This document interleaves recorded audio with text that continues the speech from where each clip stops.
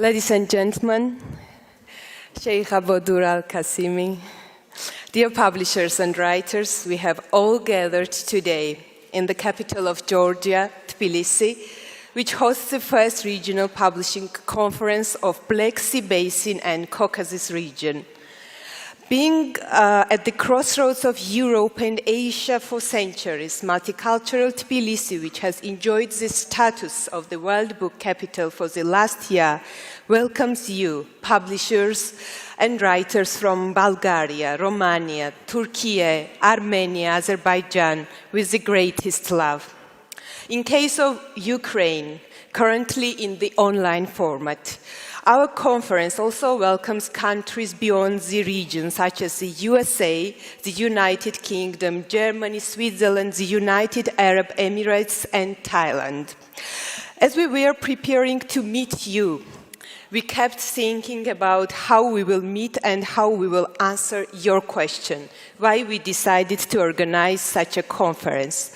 First of all, it is due to the welcoming and friendly nature of Georgian people.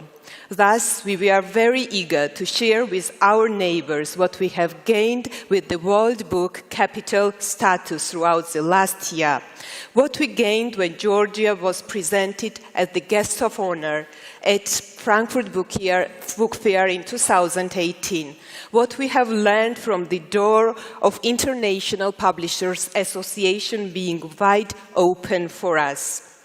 We are willing to share with you the joy of these days today, few days before we pass on the World Book Capital status to Guadalajara, and also just because the majority of the countries of this region have collectively shaken off the dust thrown at us for years in the Soviet Union, or the people living in its outskirts. And 30 years ago, we simultaneously started rebuilding our own countries.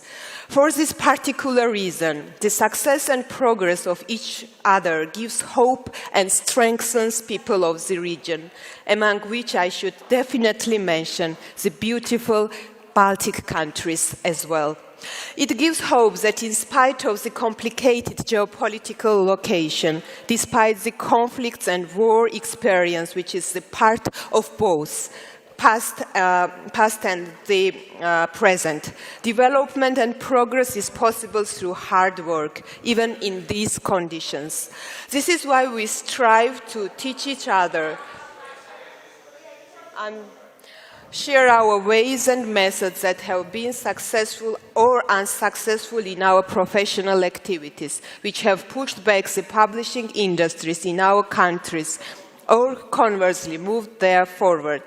We can support each other in protecting the freedom of speech, freedom of expression and copyright, which is so relevant in our region. And despite the fact that we speak small languages, with mutual support we can achieve the translation and publication of our literature in large languages. We can because this region is the bearer of the greatest cultural history, where literature has always played a leading role. We can because what is being created in this region today is real. It is real because stories are not made up here. Writers and readers live from story to story here. I remember one of the most famous Georgian writers of modern times, Nino Haratiashvili, once told to me, "You walk around Tbilisi and see that stories are scattered there in the streets, and all you have to do as a writer is just to pick them up and write." Could there be anything more real than what Ukrainian writers are probably writing right now and will surely write in the future? Is there anything more real than what Georgian writers have been writing about since the last two Russian-Georgian wars and continue to write about war or peace, love or absence of love? Every nation here has its real history. It is a living experience which needs to be shared and understood by the rest of the world now more than ever.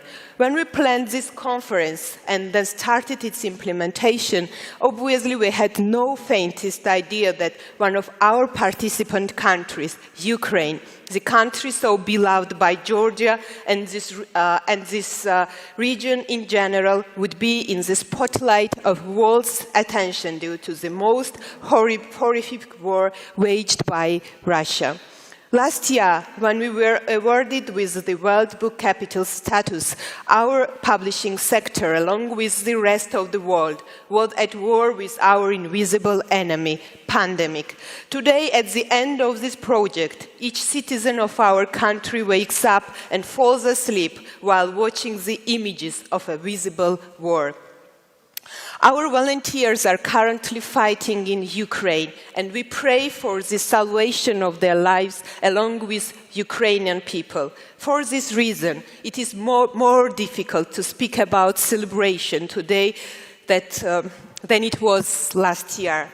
But this is our front line. The culture, literature in particular, has been our tool for years, which helped us to survive as a nation. Nothing has changed in this regard. Writers and publishers in Georgia are still standing on the barricades and fighting for a better future of the country, fighting for Ukraine as much as they can. In 2017-18, Georgian writers and publishers have twice staged a peaceful protest performance against the Russian occupation at the Frankfurt Book Fair.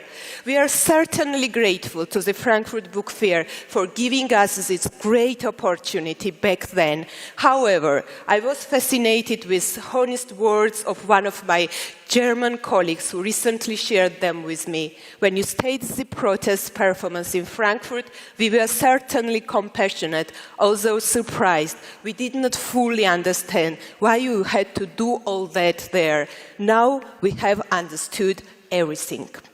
In order to explain to the big audience the sense of constant creeping occupation of Russia in Georgia, Nino Haratishvili has told the story of Grandpa Data and Grandma Valia at the opening ceremony of the Frankfurt Book Fair in 2018, people who are very dear to every Georgian.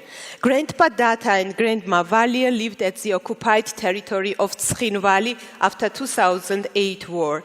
One morning, after Russians arbitrarily moved the barbed wire, the old couple found their house in the occupied territory.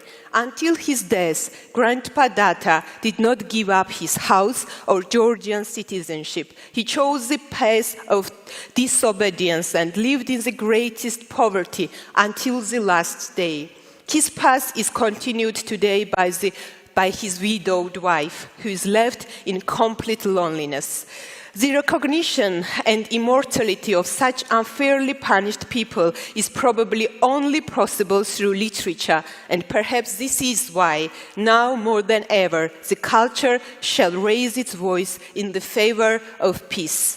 With this in mind, I would like to particularly welcome our Ukrainian colleagues who have shown all of us the greatest example of dedication and fighting spirit. They cannot physically join the conference, but they will be able to share their incredible news from the war zone online. However, based on the decision of the conference organizers, Russian publishers will not be present with us in any form, even those who represent relatively critical wing of the Russian society. We were not ready to welcome even them. Boycott is currently the only alternative for us. Georgian publishing industry has joined it from the very first minutes, and so it will remain until this war ends with a brilliant victory of Ukraine. We believe that this will happen. In the end, I'd like to return to the character of Tbilisi. Tbilisi has always been one of the most tolerant cities since ancient times. One can still find Georgian Orthodox, Catholic, or Armenian churches, mosques and synagogues next to each other in old Tbilisi. Georgians living in this city have always peacefully lived along with ethnic minorities, even though they would sometimes make jokes about each other. Due to different cultures or traditions, they still loved and supported each other through joy or pain. And despite the fact that multiple hardships, misfortunes, and injustices have changed us, dispirited, and made us more suspicious, Tbilisi will never be able to destroy its old nature. Therefore, we were looking forward to meeting each of you. We were excited, and now we are even more excited to meet with you today. Georgians have such one old folk proverb: the heart of one nut was divided among 9 brothers. Whatever we have learned and gained throughout the last year in the scope of World Book Capital project, something so big and important to us may appear as the heart of one nut from the perspective of the world publishing industry, although wherever it may seem, we are ready to share it with you, our dear neighbors. Thank you very much, and finally, glory and victory to Ukraine.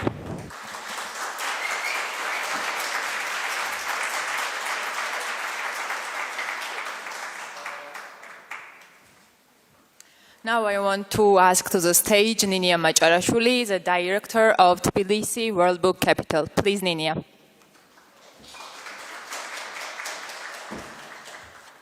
Dear guests, good morning. Thank you for coming and participating. It's my pleasure to greet you and host you on the behalf of Tbilisi UNESCO World Book Capital. And first of all, I want to introduce and give you the brief introduction and account of the project under which the International Publishing Conference is held. UNESCO granted the status of World Book Capital to Tbilisi on October 7, 2019. The application we prepared then was large-scale and aimed at the involvement of many people. However, the pandemics, being the biggest challenge for the whole world, significantly reduced the scale of the project. But now I am very happy to declare that my team, considering the first major situations in response to the pandemics, we managed to implement the majority of the projects we have planned before. During the whole year, we implemented around 100 activities. We supported publishers, authors, translators, and people employed in the publishing industry, explored new authors, popularized Georgian literature abroad, and supported readers of different ages. In cooperation with the partner organizations, we enriched the public school libraries with new books, implemented local and international residency programs for the authors. Moreover, we supported publishers to translate and publish new titles, and translators by finding the language courses. We supported Writers' House to open the Museum of Writers, victims of the Soviet repressions, established a Children's and Illustration Festival, the Children's Prize, as well as we implemented inclusive projects for the people with special needs, including developing the database of the audiobooks. But this is just a minor account of the activities that we implemented during the whole year. As for the publishing conference, we planned to conduct this event the previous year, but due to the COVID regulations, very strict COVID regulations, we could not carry out our project. And today, I am very happy that we can lead this event at this very important and responsible time, when we can share professional findings with each other and discuss the negative impacts triggered by the global pandemics. But meanwhile, we create a platform through which I truly believe we will support Ukraine, express our solidarity toward the heroic Ukrainian nation who right now defends their land from the Russian aggression. Now, as never, it's time to speak about the autocracy of the war and how literature impacts or should impact to the war. I would like to extend my gratitude towards the Georgian Publishers and Booksellers Association for their incredible partnership under this first major situation. I would like to thank UNESCO for honoring Tbilisi to enjoy the World Book Capital status for a year. Finally, I want to thank you once again for coming and participating. I wish you fruitful work and spending enjoyable time in my country.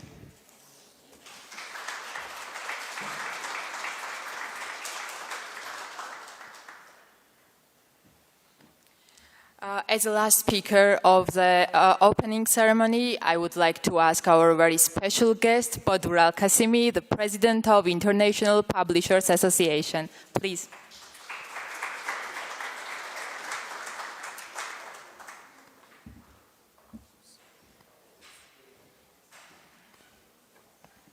Hello and good morning, everyone. It's a pleasure to be with you here in Tbilisi. I have mixed emotions as I stand before you today. When I was here last year, it was the start of Tbilisi World Book Capital tenure.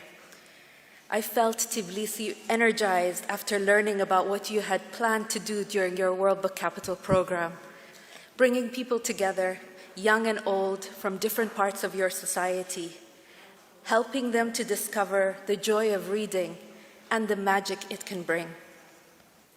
I'm here again, almost a year on, to congratulate you and to celebrate your achievement. But our joy is overshadowed by the Ukraine war, the inevitable tension in the region and its damaging effects on reading, on books, and on culture. In this moment of conflict and suffering, we need words to heal and books to bridge the divide, to help give peace a chance. Publishers are in some ways a gateway to peace. We always uphold the principles of dialogue and understanding, and this is precisely what the IPA stands for. We aim to support peace and dialogue in every way possible. We believe that books offer hope in times of peace and are even more critical in times of war, for they shine a spotlight on what it means to be human, and they help us understand each other much better. We also support stronger collaboration and teamwork. Together, we can overcome any obstacle. I believe this spirit helped the publishing industry survive for centuries, despite the twists and turns in our history. And now at this moment, publishers are standing at the edge of tomorrow. We're facing not just one challenge, not two challenges, but a myriad of challenges, all taking place simultaneously. From the effects of the pandemic, to supply chain disruption, from copyright issues to environmental pressures, to name but a few. And so the question we asked publishers from around the world at the start of this crisis was, what can we do to address these challenges to enable us to emerge stronger? The answer was almost unanimous. We need to collaborate more. We need to become more cohesive. It was a joy to hear this response, because unity in our industry is at the heart of everything we do at IPA. And so we made it our priority to bridge this gap and offer a viable vision and framework to strengthen publishers' collaboration, solidarity, and unity through the IPA's Inspire initiative. Inspire galvanized the industry and offered publishers for the first time in recent history a framework to reflect on the future of our industry in collaboration with all links of our value chain.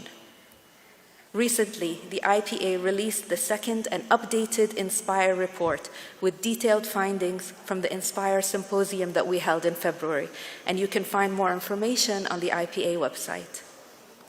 The symposium's discussion centered around important subjects such as copyright, freedom to publish, technology and innovation, diversity and inclusion, and sustainability. Most of these themes are present in the conference discussions today, which is further evidence of their importance. Another question we asked our members was, can you recover from this crisis quickly and start to build your businesses again? The answer was yes and no. Some publishers bounced back quickly, but not all publishing markets and not all publishing stakeholders were poised for a quick recovery and growth. One reason for this is the widening skills and knowledge gap. This formed the basis of our decision to create the IPA Academy, which went live last month. We aim to help level up our community of publishers worldwide and give our members the tools and specialized knowledge to help them upskill and train their workforce. I invite and encourage all of you to benefit from the IPA Academy and its world-class specialized free content and material. The IPA will continue supporting all of its members, and we are really excited about the future and the promise it holds. So today I want to thank you, Gvansa, and the team at the Georgian Booksellers and Publishers Association for putting together this conference. And I also want to thank Nina and the Tbilisi World Book Capital team for all of their support and for inviting me to share my thoughts with you today. This conference is really a perfect example of the creative collaboration needed to boost our industry. And I hope to see more editions of this in the future. And I sincerely hope we will be celebrating peace and reconciliation with all our colleagues next time we meet. Thank you very much.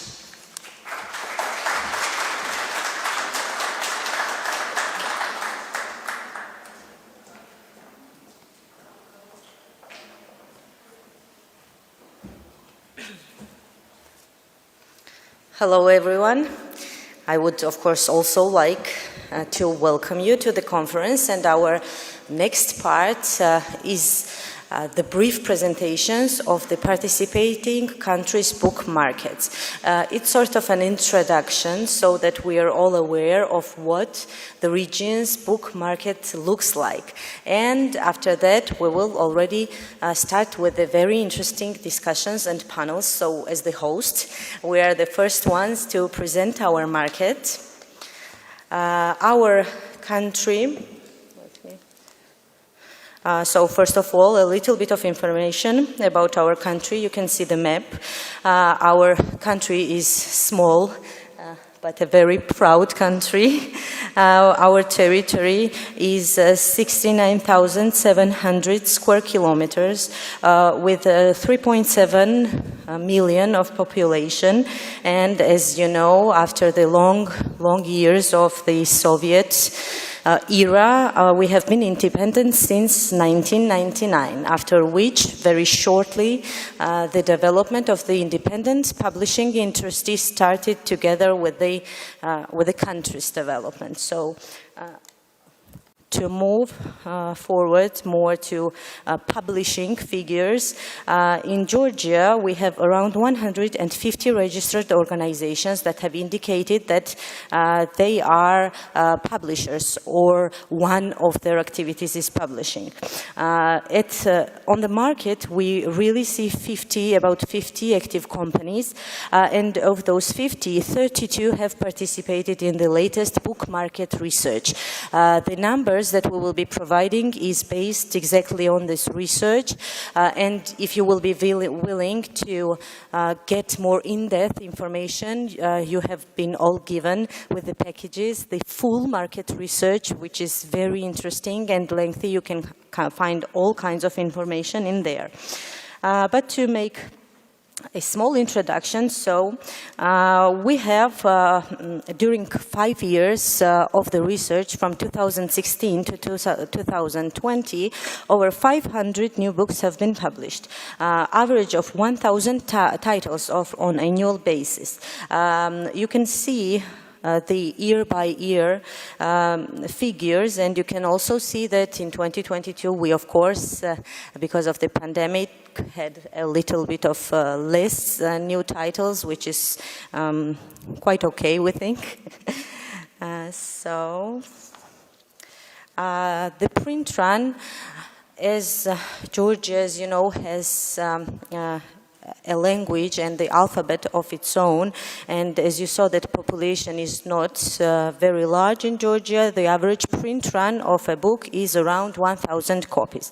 Of course, on the market, you can see the books with circulation of up to 7,500 and very small print runs such as 40, 50 copies.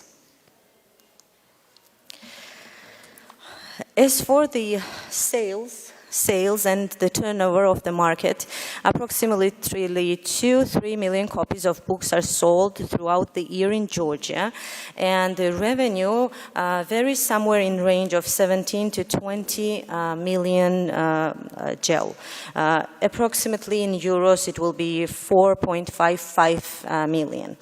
Of course, the book sales had a growing trend until 2019, and then we see a little bit of the pandemic impacts. As for the bookstores, to the official information, 140 companies are registered as booksellers, but as in the case of publishers, of course, less are active and functioning bookstores on the market. We have some large chains that are in the whole territory of Georgia, and of course some independent bookstores. 9 companies are registered as second-hand booksellers, and also one interesting fact that in 2016 and 20, when this research was conducted, the average retail price of one book sold was from 14 to 18 gel, which is around 3.8, 4.8 euros. We see a little bit of growth in the book prices because of the ongoing fluctuation of the currency in Georgia. So it's not only books, the prices are rising during the last few years. So just 2 words about our organization, as it plays an important role, we think, on the Georgian book market. Association was published in 1998, and since then it has been serving the Georgian book market. We have around 45 active member publishers and booksellers, so we can say that most of active and involved publishers and booksellers are our members. During these years, we have been lobbying the Georgian publishing industry, advocating for the interests, rights, organizing events that would benefit the whole sector, and of course promoting book reading. We have very important projects locally and internationally, as we are the organizers of many international stands of Georgia on different book fairs and festivals. I think that's it, very brief. If you have any questions. So thank you for your attention.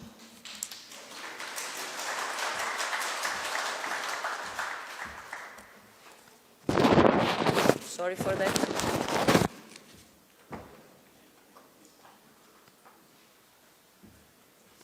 Now our next presenter, Aravi Kashkaroyan, who is founder and literary agent and at Ari Literary and Talent Agency, will present Armenian book market. So please, Ari.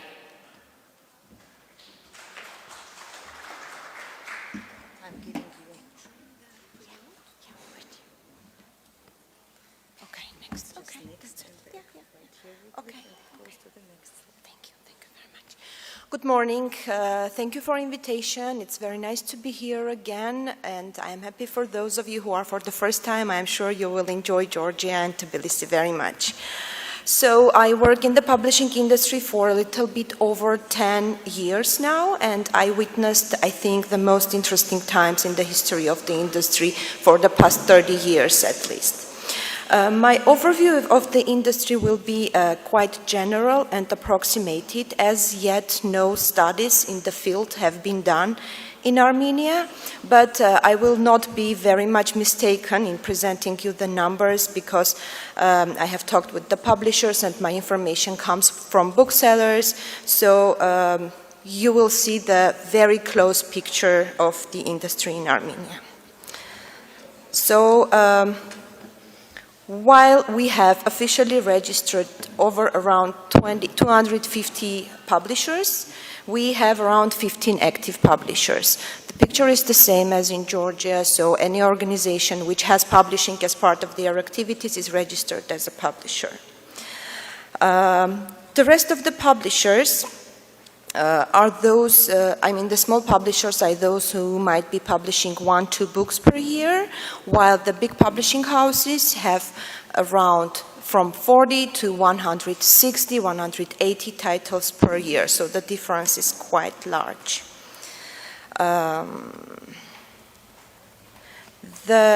These are both, so quite all, the 5 main publishing houses that we have in the field are covering the majority of the market, and among them are those who have experience of more than 25 years, as well as those who emerged in the market for the past 4 or 5 years and have become quite competitive players. All these publishers are general publishers who do everything: fiction, non-fiction, children's literature, and sometimes also textbooks.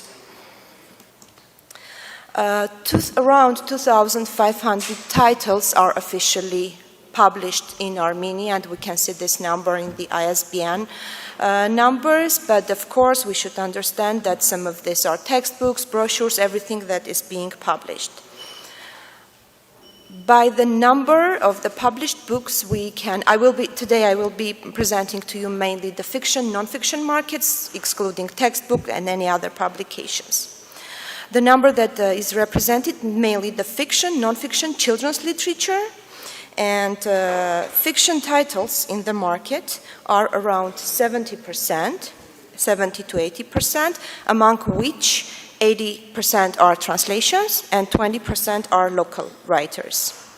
The rest of the 20% in the market is non-fiction titles, which are mainly translations with very rare exceptions, and the rest 10% are children's books, and this number is very actively growing in the market.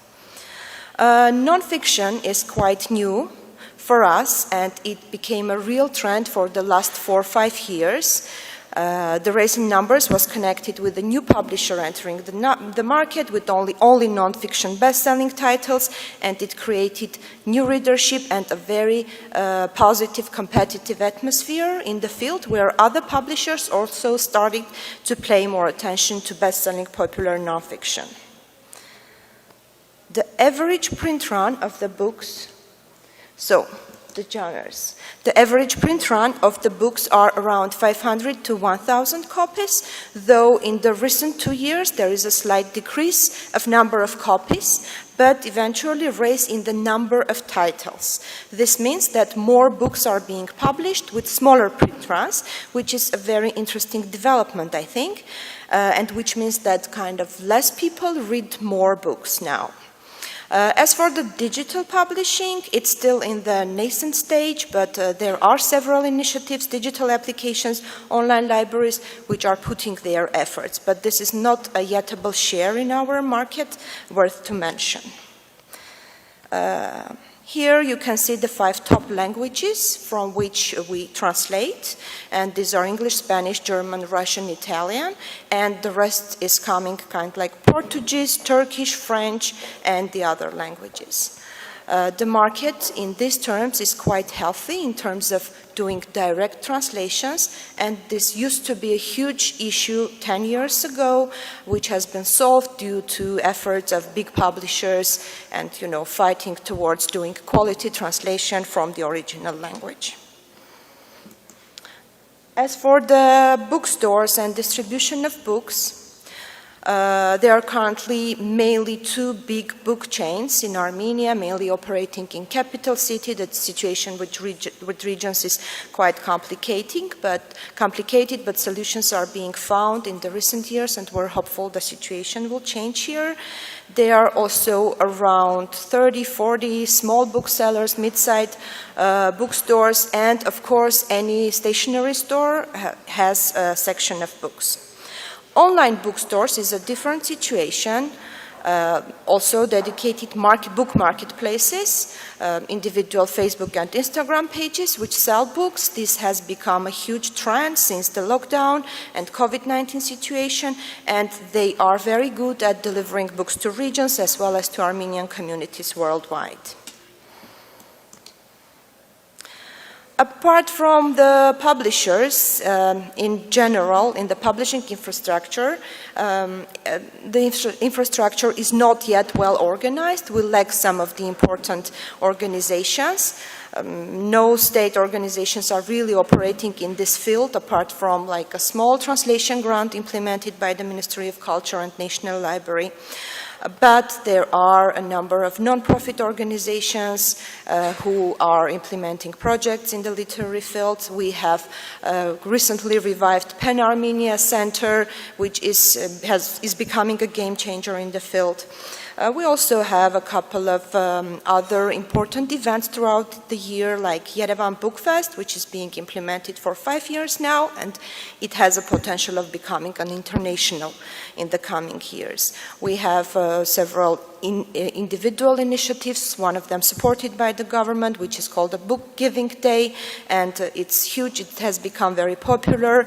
Like everybody is donating giving books, presenting books to each other in schools, even in the companies and organizations. And we have a book night, which is organized by a bookstore.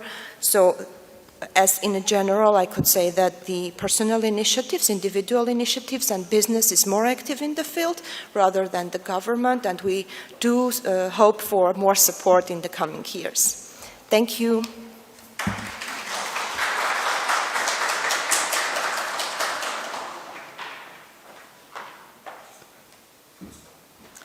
Now I would like to ask our next presenter from Azerbaijan, Nigar Koçarli. She is a CEO and founder at Ali and Nino Bookstore Change and Ali and Nino Publishing House. So please, Nigar.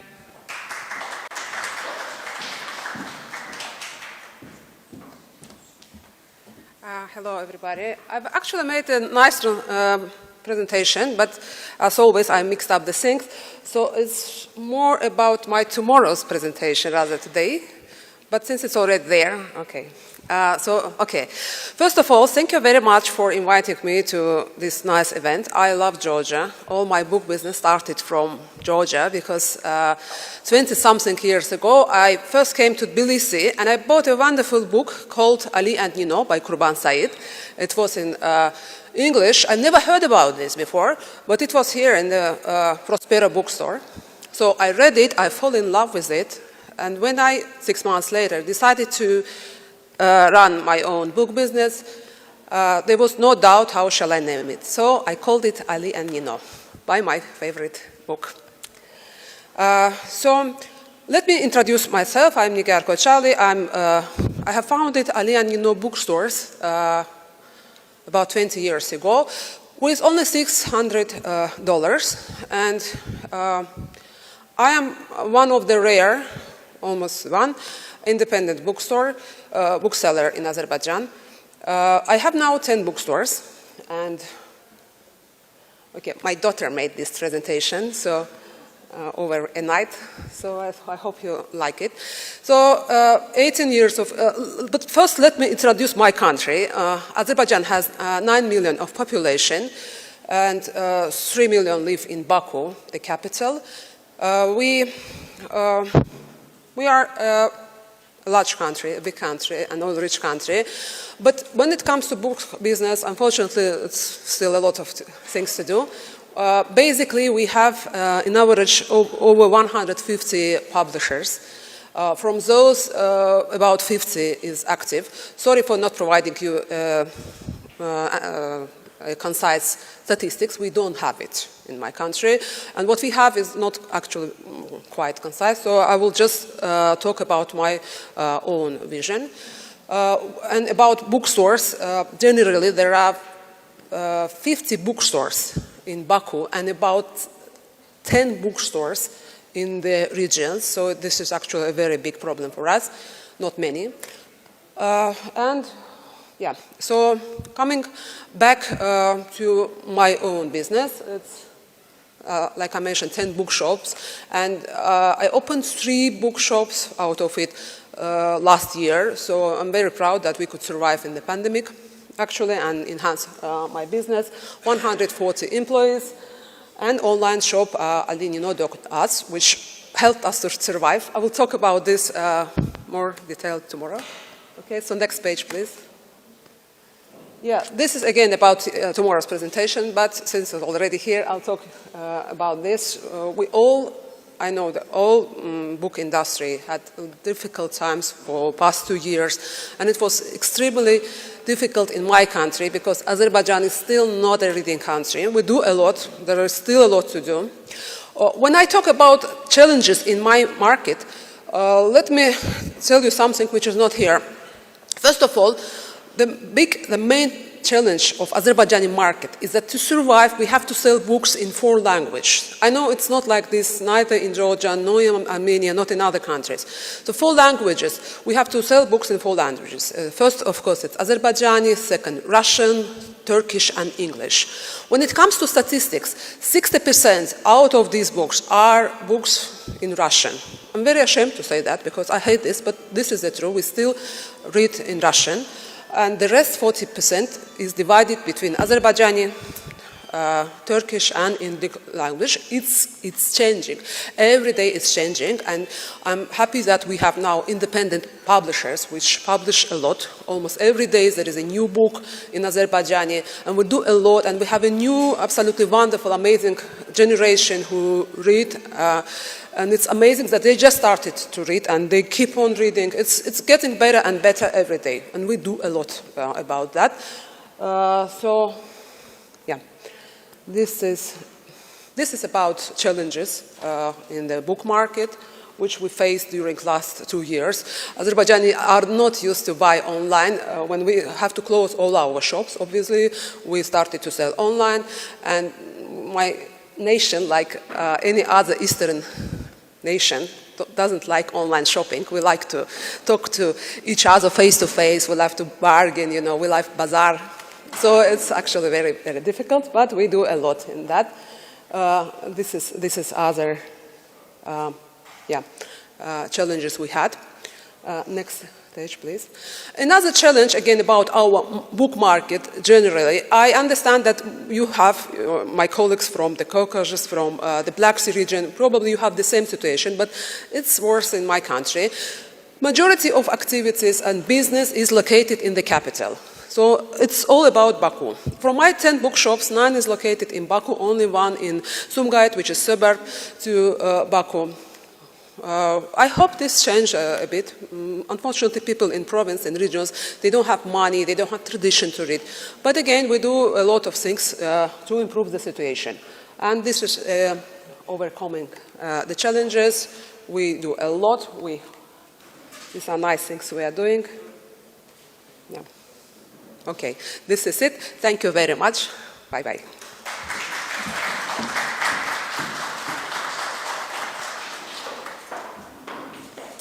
Our next speaker, Desislava Alexieva, President of Bulgarian Book Association, will present Bulgarian book market. Please, Desi.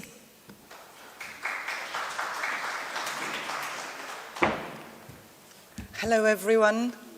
It's an extreme pleasure to be here in Tbilisi.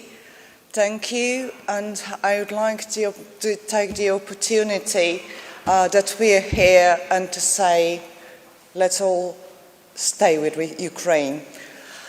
And starting with this, as you can see, my slides are also aimed for tomorrow's session, but since they are there, I'll anyway use them. So, first of all, Bulgaria. What we need to do.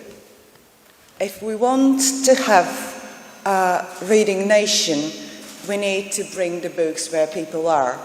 So this is our philosophy behind every event that we do as a book association. And we think that we need to do more and do it today. So for you, a little bit of context on Bulgaria. According to this year's census, less than 7 million people. 8,000 titles were published in the year 2020, with an average print run about 500 copies. So it was less than previous years when we had about 6,000 or 800 copies. So what is really concerning us is that only 62% have read a book during the previous year. And we think that there is a huge opportunity to work and help in this. In terms of the publishers' world, we have around 2,000 companies registered in the publishing business. However, 90% of the production is coming from around 120 companies, which are apparently the members of the Bulgarian Book Association. Bulgarian Book Association is an association of book publishers and booksellers. How is the situation with the bookshops? We have around 300 bookshops in Bulgaria, some book chains, so usually owned by publishers, are well established in the country. Independent bookshops are on the rise in the recent years. However, they are not covering neither the rural area nor small towns. So for these areas, the main source of books are the libraries. This is what our survey has actually shown us. And in order, if we want to have affordable books, we need to work with the libraries, which we very actively do. Because in Bulgaria there are around 3,000 libraries, including the libraries in the schools.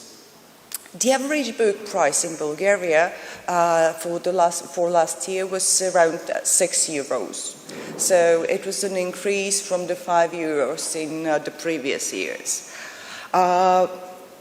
We have seen that locally published books, so not translated books, are around 67%, and 33% the ones that are translated.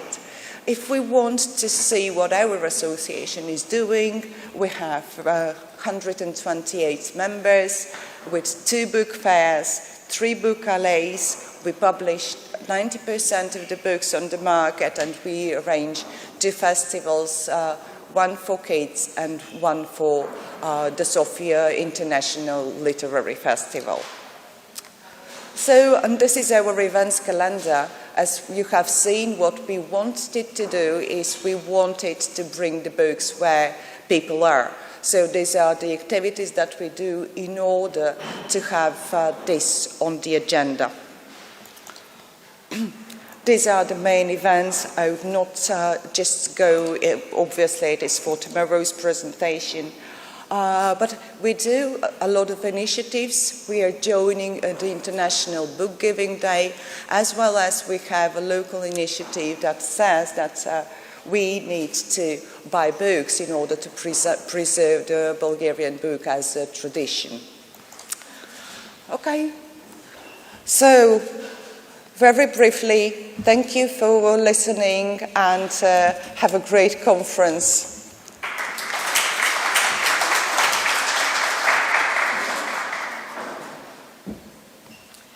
Now I would like to ask our next presenter from Romania, Mihai Mitrita, Romanian Book Association's Director.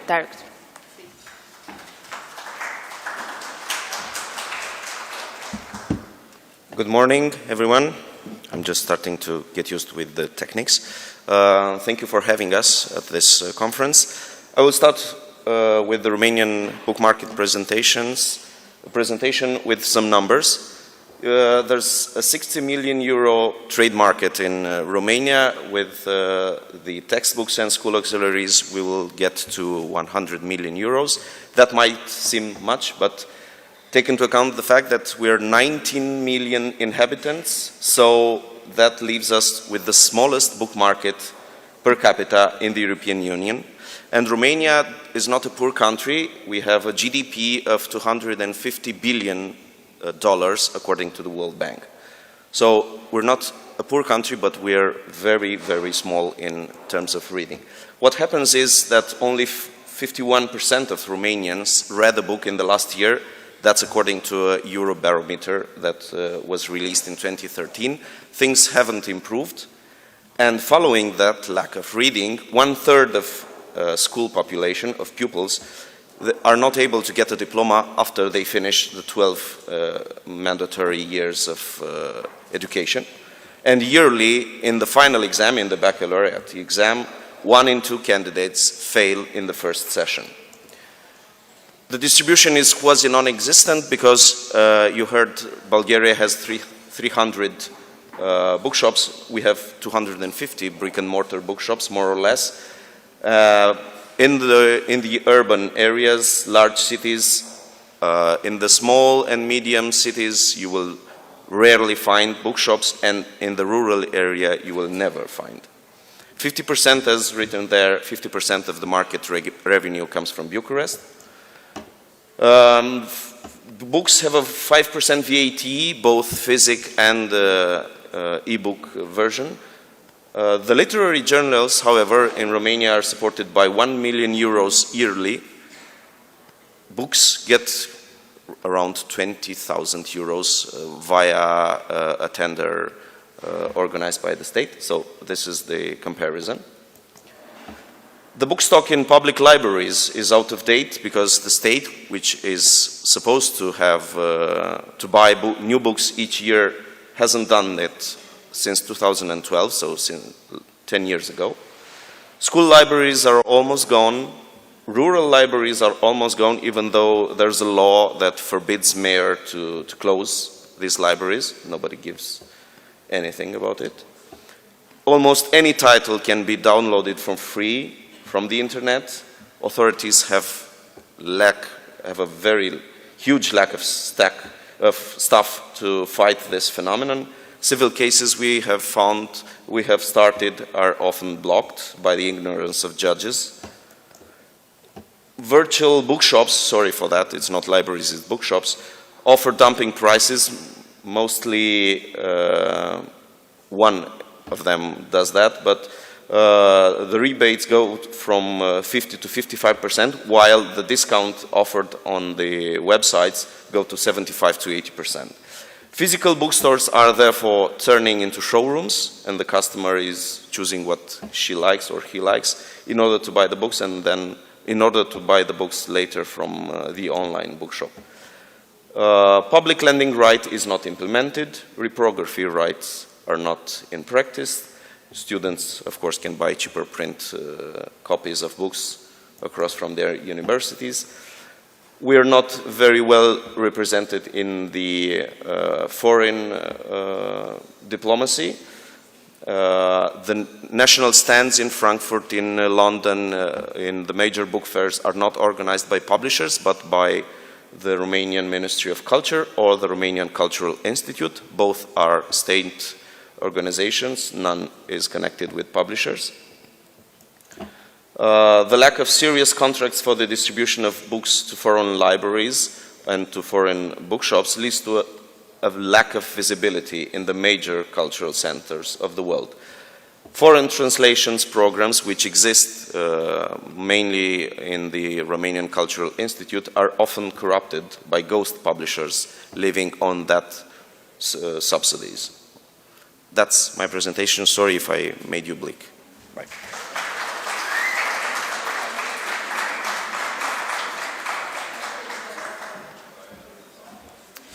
Our next presenter, literary agent Merve Diler from Turkish, will present Turkish book market. Please.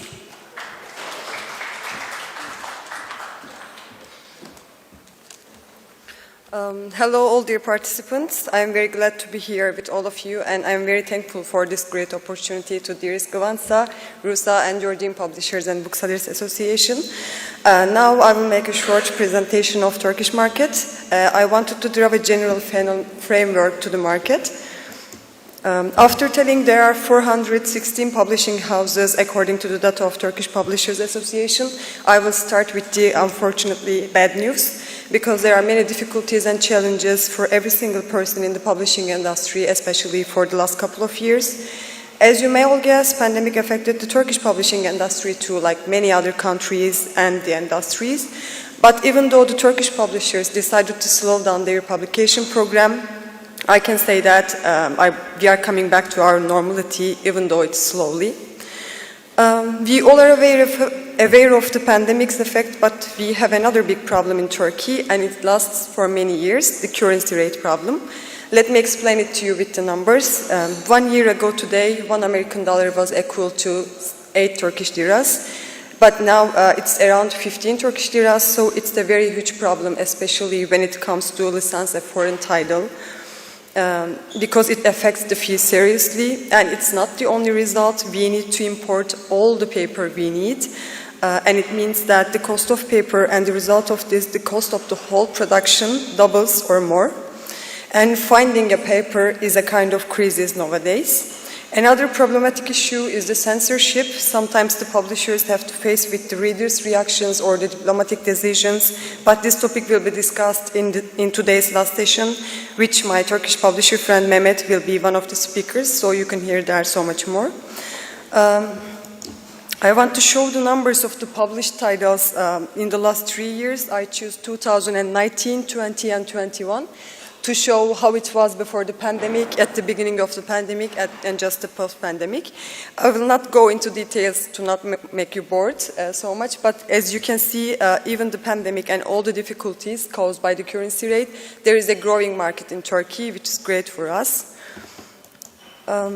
According to the data from the end of the last year, we see that the culture publishing takes 35% of the published titles in 2021. And at the top, we see the non-fiction titles with the rate of 19%. And then the children's books are on the second line with around 10%. Most of the new publishers prefer to focus on non-fiction and children's, as you can imagine.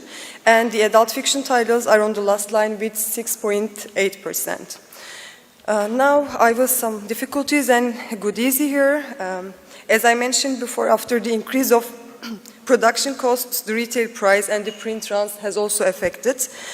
We see 1,000 copies, so much more than the previous term. Most publishers have to publish less copies now, and the retail prices almost doubled. And the result of this cost, we rarely have the hardcover edition for the titles. It becomes a fantasy for the publishers and the readers. And as I mentioned earlier, as a result of increasing the advance fees of the foreign titles, most of the Turkish publishers wanted to focus on the Turkish authors, which is very great for growing of the Turkish literature, but it can also damage the birth rate of the foreign titles in the Turkish market. But I believe that it will balance, because both of them are requested by their own readers. And if we finally come to goodies, I am very glad to see that there are still new and important and already successful publishing houses, even though the economic situation, with the publications on the new topics or genres which were previously neglected or discouraged. We have more diversity now, and not just the different topics, we are also getting familiar with the new platforms too, especially with the effects of the pandemic. I mean, the closed bookshops and the distribution problems, etc. The readers become keen for the audiobook editions. And it's not exactly the same for ebook editions, but it's getting more popular than the previous time. You will see the rate of the distribution channels here. Online shopping takes the biggest part with the almost half, and the bookstores is on the second line with the rate of 24%. And lastly, I should say that after the 2 years, almost all the old publishing activities are back again, and we have also some great new platforms. Here are some examples for the literary life in Turkey. I would like to see all of you in Istanbul someday. As you can see, we have short story contests which is held by one of the most important children publishing house and Istanbul Literature House for literary meetings and events. And the book fairs are almost back, and there is Istanbul Fellowship Program, which probably most of you already know. And we, as Kalem Agency, are having an international literature festival with its own fellowship program. And lastly, Kalem's newest project, Kalem House, which is a literary house for the foreign translators, publishing professionals like agents, editors, etc. Lastly, I wish we could be together with our dearest Ukrainian colleagues in this hall, but hopefully we will be together soon in a peaceful world. Thanks so much for listening. If you have some questions, please don't hesitate to catch me between the sessions. Thanks so much.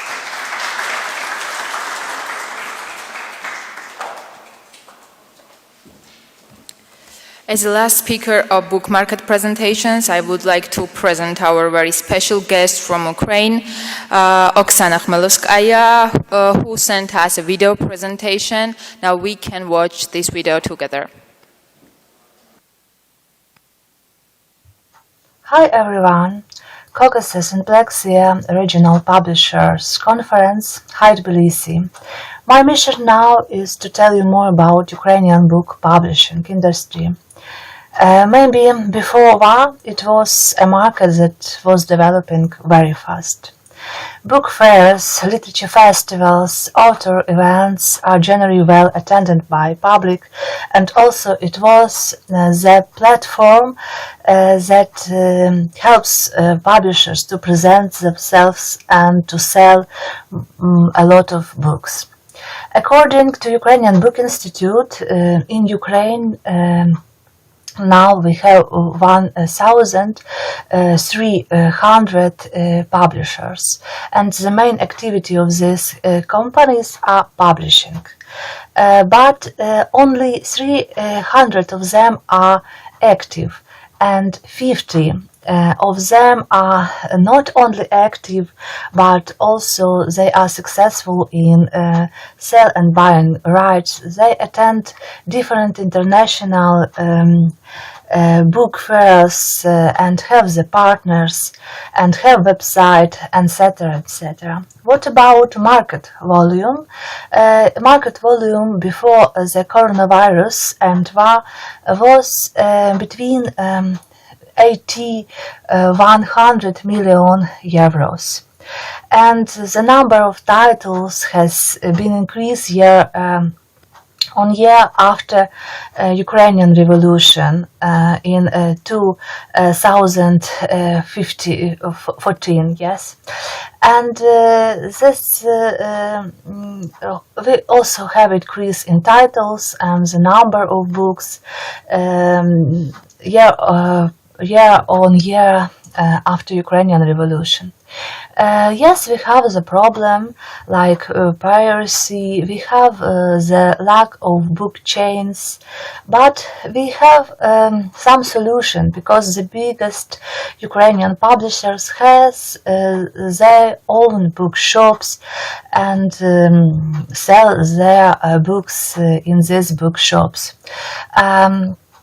Also, we have the problem with the lack of readers, but many readers exhibit the casual bilingualism. That means that Ukrainians know Russians and Ukrainian languages, but after Ukrainian Revolution they prefer to buy and read Ukrainian books and in Ukrainian languages. And also I admit about some grants and translations, because I think during the last 5 years we had the success in this field. Like we have new institution like Book Institute, like Ukrainian Culture Foundations, Creative Europe, and then gave grants to Ukrainian publishers, and we have the different Ukrainian literature that published abroad, yes. And also I mentioned about Ukrainian literature right on program is the one of the priority program of Ukraine of Book Arsenal Festival that I present. I'm manager of this program, and during 2 years we provide 300 B2B meetings with Ukrainian and international publishers, and as a result we had 40 agreements by selling and buying rights. And what now? Now we have the war. Yes, you know, we have 46 days of war, and we have humanitarian catastrophe. Our 600 schools destroyed, not only schools, like institutes, academics, colleges, universities, as museum and churches. We have also some damages in architectural monuments like Mariupol Drama Theatre, maybe you know of this, and about Slovo building, like word building in Kharkiv. Is a building is a symbol of Ukrainian literature renaissance, because many of Ukrainian publishers in USSR time lived in this word building, but they were killed by Stalin, and now we have this Slovo building destroyed also now in this time. Also we have some UNESCO losses, like the world's largest and most powerful transport aircraft Maria, and also have human losses. I don't know data because it's changing every day, and maybe 15,000 civilians killed now, but we have the statistic about children, and now it's 180 children killed by this month. And what about books fair in Ukraine?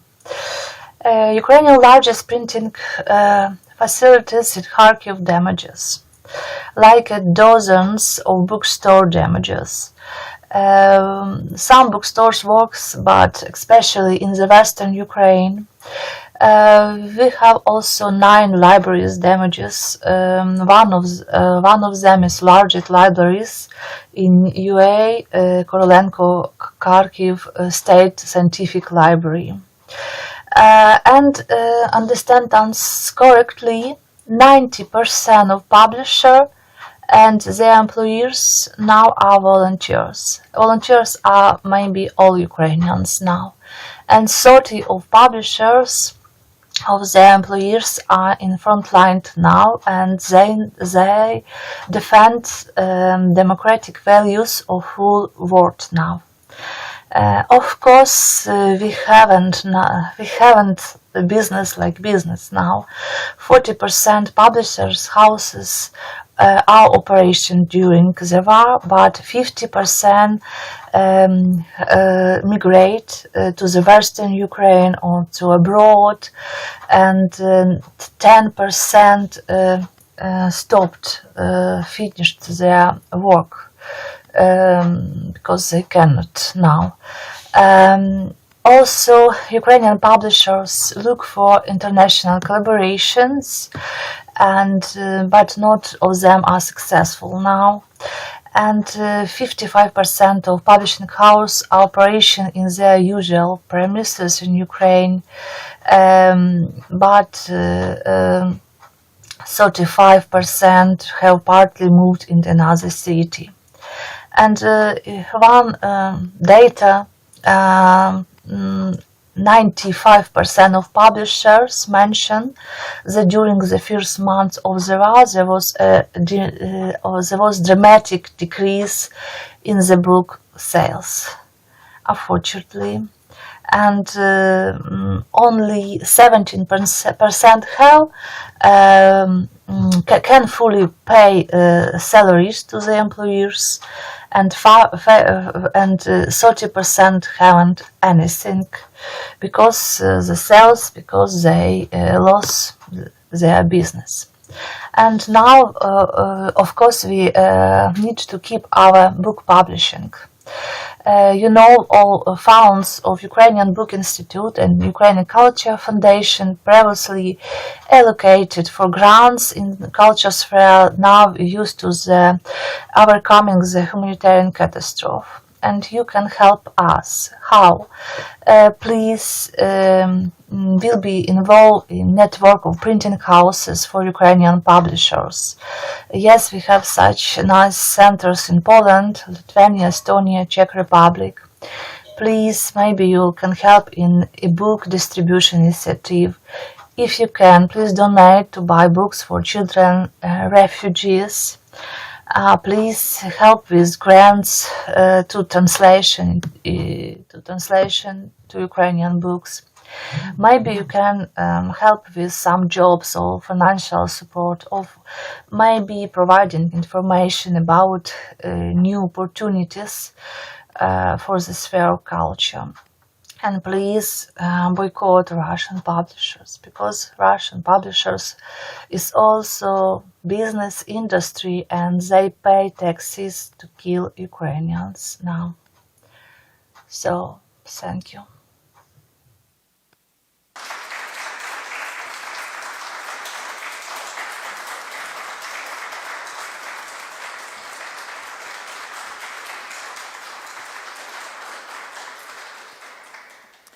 Dear guests, now it's time for a coffee break, so please help yourself. We have nearly 15 minutes.